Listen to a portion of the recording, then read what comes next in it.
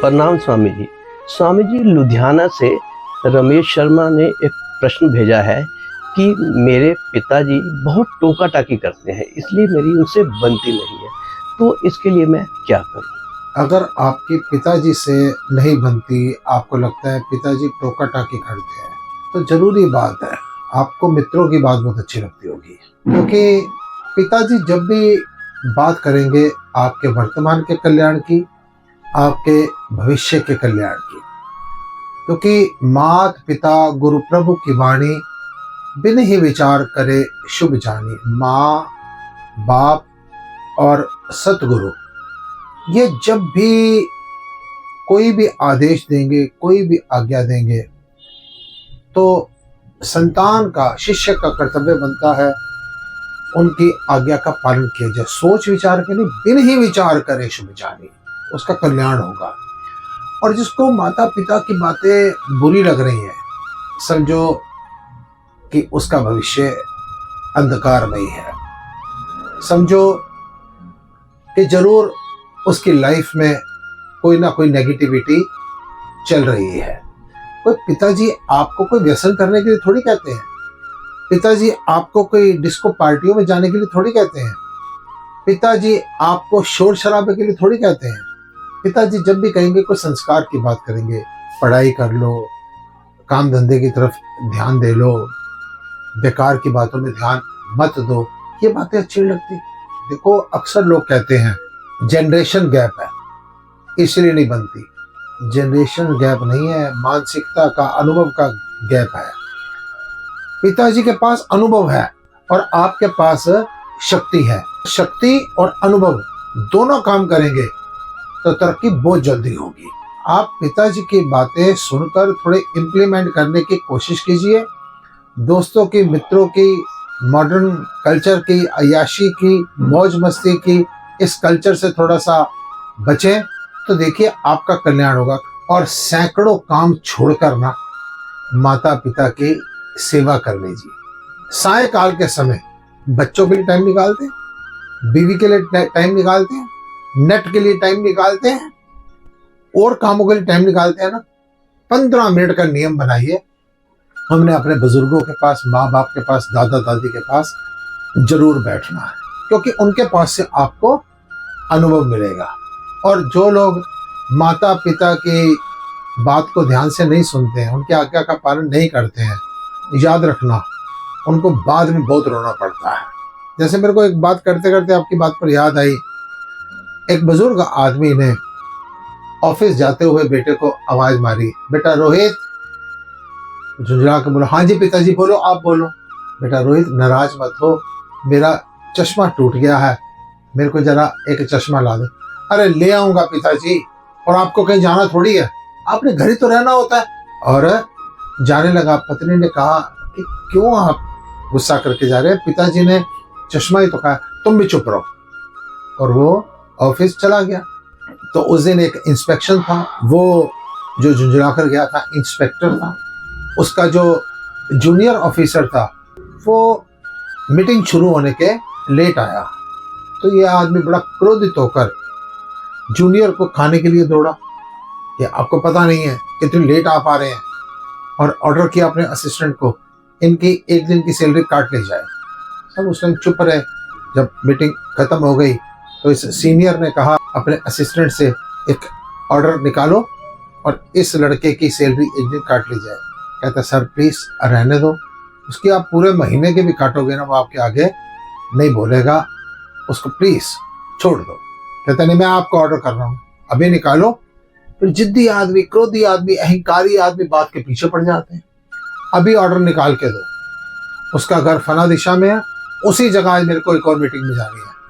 वापसी पर मैं उसको ये लेटर उसके हाथ में थमा के आऊंगा कि तेरी आज एक दिन की सैलरी काट ली गई है। उसको पता चलेगा आगे के लिए। बरता क्या ना करता, असिस्टेंट ने लेटर टाइप कर दिया, बॉस को दे दिया। उस तरफ रोहित जी मीटिंग में गए। वापसी पर अपना अहंकार लेकर उसी आदमी को फोन किया, बाहर आओ। उसने कहा 5 मिनट लगेंगे, आप प्लीज अंदर आ जाइए। वो गेट पर पहुंचा, कहता है ये आपकी एक दिन की सैलरी काटने का ये ऑर्डर है, आगे से टाइम पर आना। अंदर से कोई बुजुर्ग की आवाज, कहता 1 मिनट आ रहा हूँ। तो इतनी देर वो रोहित अंदर चला गया। जब अंदर चला गया तो क्या देखा, बड़े बूढ़े आदमी को नहला रहा है, साफ कर रहा है, उसके कपड़े उतरे हुए हैं और पास में पोटी चेयर पड़ी हुई है। इस आदमी ने पूछा, ये कौन है? कहता ये मेरे पिताजी हैं, इन्हीं की वजह से मैं कभी कभी थोड़ा थोड़ा लेट हो जाता हूँ।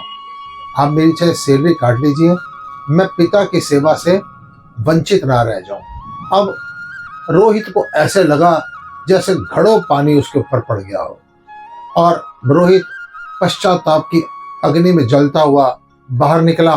तो एक टेलीफोन आया कि आप फला फला आदमी के बेटे रोहित बोल रहे हैं? मैं कहा हाँ, आपके पिताजी का एक्सीडेंट हो गया फला हॉस्पिटल में, अब जल्दी आ जाइए। घबराया हुआ, उदास चेहरा, मन परेशान, जाके पिताजी के पास पहुंचा और पिताजी को कहता, पिताजी क्या हो गया था? कहता बेटा तू बिजी था ना, चश्मा नहीं ला सका, तो मैंने विचार किया कि चल धीरे धीरे जाके मैं ही चश्मा ले आता हूँ। बाहर एक गाड़ी वाला मारकर चला गया। अब ये रोहित डॉक्टर के पास गया। डॉक्टर ने कहा इनकी हालत बहुत सीरियस है, ये बच नहीं पाएंगे, कोई बात करनी है आप कर लीजिए। तो पिताजी के पास पहुंचा, पिताजी मेरे को माफ कर देना। पिताजी ने कहा बेटा माफ वाली बात नहीं है, आज मेरे को उस समय पर अपनी जवानी याद आई, जब तेरी माँ मरी थी ना, मैं सिर्फ 26 साल का था और तू छोटा सा 5 साल का था। उस समय मेरे को कई लोगों ने कहा कि तुम शादी कर लो, तुम शादी कर लो। मैंने विचार किया कि मेरा बेटा सिर्फ 5 साल का है, और अगर मैंने शादी कर ली, सौतेली माँ पता नहीं इसका पालन पोषण कर पाएगी नहीं कर पाएगी, पता नहीं इसको प्यार दे पाएगी नहीं दे पाएगी। ऐसा ना हो कि माँ के प्यार से तो ये वंचित रह गया, मेरे प्यार से भी इसको वंचित रहना ना पड़ जाए। तो मैंने शादी नहीं की कि मेरा बेटा बड़ा हो जाएगा, तरक्की कर जाएगा, कोई बात नहीं, मेरी जिंदगी लग जाएगी ना, ये तो कामयाब हो जाएगा ना। और आज जब तो इस प्रकार से निकला, जब तो कभी कभी ऐसी बातें करता है, मेरे मन को उस समय की याद आती है। बेटा कोई बात नहीं, आप अपने आप को संभालना, मेरी बातों को याद रखना, बुजुर्गों की बातें बेकार नहीं। और इतना कहते ही पिताजी के प्राण छूट गए। अब ये रोहित, इसका रो रो के बुरा हाल था, ये पश्चाताप की अग्नि में जल रहा था। मेरे बेटे, आप लुधियाना से रमेश, मैं आपसे विनती करूंगा कि माँ बाप की बातें थोड़ी कड़वी तो जरूर होती है। आप याद रखना, कभी भी किसी डॉक्टर के पास जाओगे ना, तो ऐसे एग्जाम्पल तो हजारों मिल जाएंगे कि डॉक्टर कहता है मीठा मत खाना, मीठे से बचो। मेरे ख्याल 5% भी डॉक्टर, 1% भी ऐसा नहीं मिलेंगे जो कहेंगे कड़वा मत खाना, कड़वे खाने से बचो। बेटा, यारों की, दोस्तों की, रिश्तेदारों की, या किसी भी आपके सज्जन की जो आपको सज्जन लगता है, उसकी बातों में मिठास हो सकती है, वो आपके जीवन को खराब करेंगे। पिता की बातें आपको कड़वी लग सकती हैं, लेकिन याद रखना, ये बातें आपको किसी समय पर याद आएंगी। अतः आप उनकी बातों को टोका टाकी मत समझिए, उनकी बातों को आदेश जानिए। आज्ञाकारी पुत्र की तरह, एक पिता और पुत्र की बात हो रही थी, तो पिता ने पुत्र से पूछा, मैंने तेरे लिए जो डिसीजन लिया, मैं पूछ रहा हूँ, गलत लिया? बेटा चुप रहा। कहता मैं तेरे से पूछ रहा हूँ तो मेरे को बता कि मेरा डिसीजन गलत था।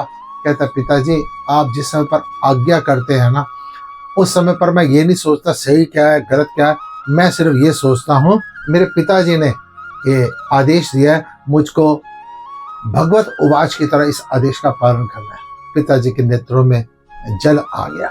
बेटा, जो लोग भी माता पिता की आज्ञा का पालन करते हैं, जीवन में सिर्फ शारीरिक रूप से, आर्थिक रूप से तरक्की नहीं करते, मानसिक रूप से, बौद्धिक रूप से, सामाजिक रूप से, आध्यात्मिक रूप से, हर तरीके से उन्नति करते हैं। ध्यान रखना बेटा, मात पिता गुरु प्रभु की वाणी बिन ही विचार करे शुभ जानी। ओम नमो नारायण।